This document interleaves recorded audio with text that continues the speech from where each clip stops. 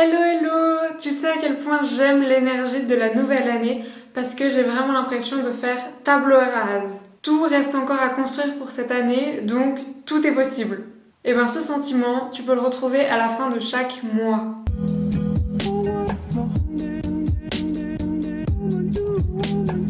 On est fin janvier et je me suis dit que ce serait bien de faire un check-in avec moi-même, un peu par rapport justement à ces buts et à ce que j'avais prévu pour cette année, voir déjà un peu ce que j'ai fait. Enfin, j'ai noté du coup quelques questions auxquelles je vais répondre pour cette fin de mois. Déjà, qu'est-ce que j'ai fait ce mois-ci? Donc par rapport à mes objectifs, qu'est-ce que j'ai déjà accompli? De quoi est-ce que je suis fière? Quel est mon souvenir le plus heureux du mois? Qu'est-ce qui était négatif pendant ce mois? Et enfin, est-ce qu'il y a des leçons ou des choses que j'ai apprises? Donc ça, c'est les 4 questions auxquelles je te propose de répondre à la fin de chaque mois pour un peu faire un petit check-up mensuel par rapport à tes objectifs et à ce que tu veux avoir de 2022.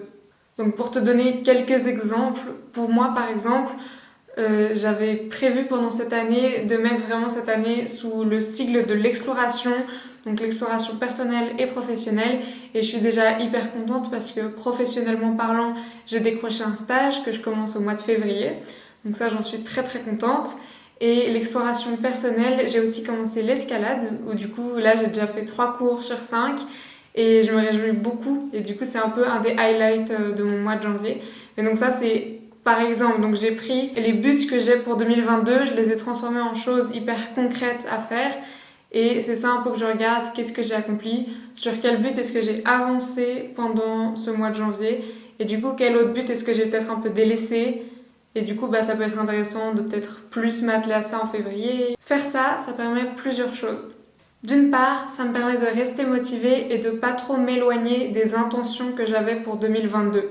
Parce qu'en début d'année, j'ai posé des intentions, des choses que j'avais envie de faire ou j'avais envie d'atteindre en 2022. Et là, ça me permet de vraiment rester sur cette voie, de continuer à travailler continuellement dessus et de pas me désaligner de ces buts.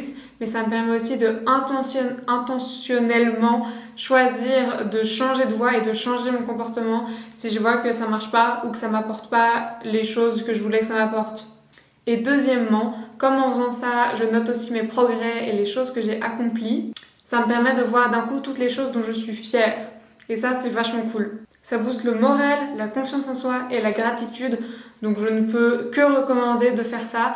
C'est comme un peu le pendant de la to-do list, donc ce que tu dois faire. Tu peux aussi faire des done list, donc toutes les choses que tu as déjà faites. Et ça te permet un peu de remettre les choses en perspective pour ne pas penser que aux choses qui te restent encore à faire, qui te restent encore à accomplir, mais aussi un peu regarder derrière toi et te dire j'ai déjà parcouru tout ce chemin. C'est cool un peu.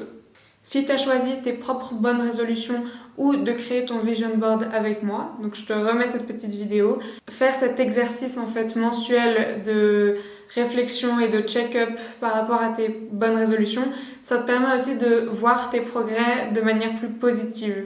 Si par exemple ta bonne résolution c'était de faire plus de sport, mais qu'à la fin de 2022 tu as perdu ta motivation sur les derniers mois, tu vas sûrement te dire oh mince, j'ai raté ma bonne résolution, j'ai pas réussi à la tenir parce que tu l'as pas tenue pendant toute l'année. Alors que si tu fais les check-up mensuels, tu vas avoir beaucoup plus de réussite parce que tu vas te dire ok, peut-être que les 3 derniers mois j'étais moins motivée, mais il y a tous ces mois-là où j'ai réussi, voire j'ai excédé mes attentes.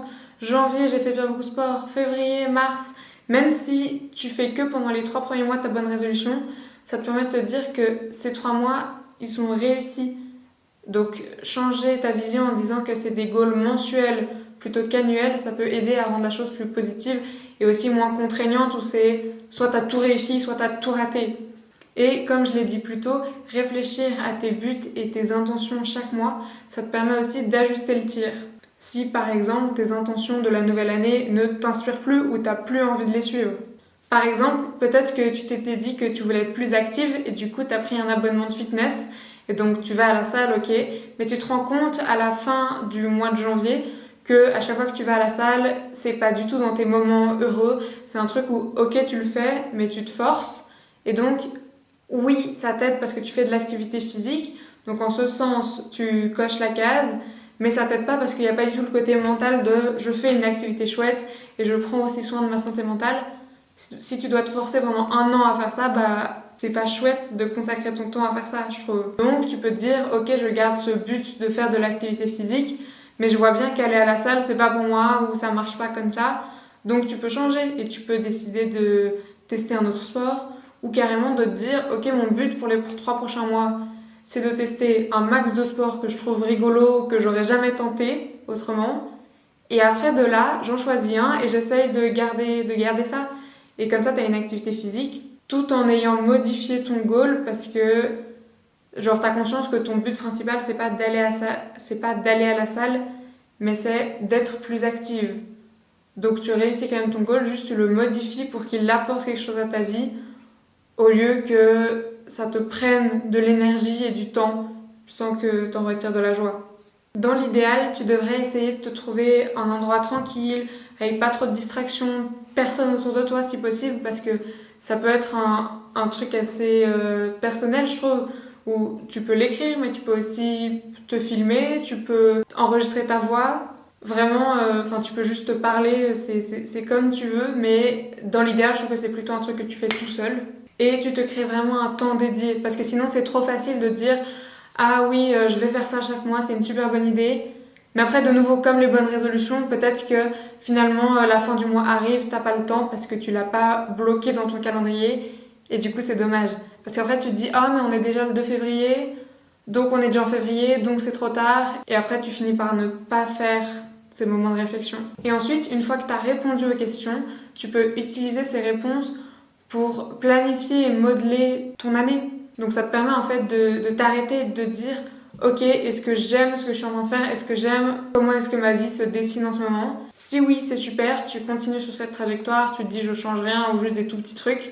Et sinon, tu te poses et tu te dis ok, qu'est-ce que je peux modifier pour que le prochain check-up mensuel soit plus positif et plus à mon goût. Avoir ces 12 rendez-vous mensuels dans l'année, ça te rend beaucoup plus consciente de tes propres choix et de ce à quoi tu décides de donner ton temps et ton énergie pendant cette année.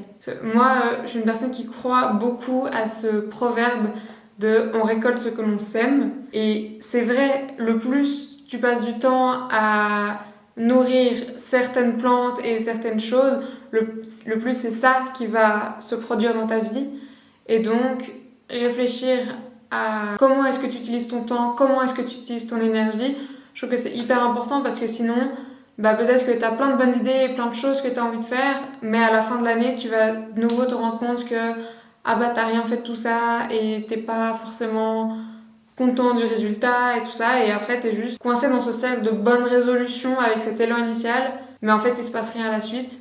Donc ça peut te permettre de, si jamais tu vois que tu es en train de t'enliser dans une sorte de routine avec tes habitudes et où tu fonctionnes presque en mode autopilote, et avoir ces rendez-vous, ça te permet de sortir de ce truc et de te dire ok, ce mois-ci, j'ai perdu un mois, j'ai raté un mois pour avancer dans mes objectifs.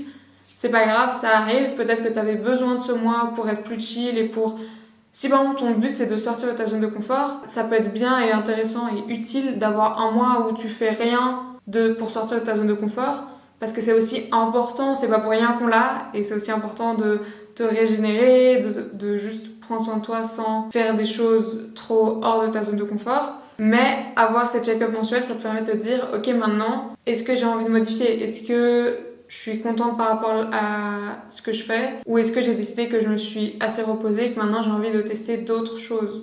Et voilà, j'espère que cette vidéo t'a plu. Si c'est le cas, n'hésite pas à t'abonner à ma chaîne et à me donner en commentaire ce que t'en as pensé, tes propres idées, les questions que t'as envie de te poser à toi-même chaque mois, et un peu comment ça se passe, si tu penses que tu vas suivre ce conseil ou pas. Et moi je te dis à la prochaine!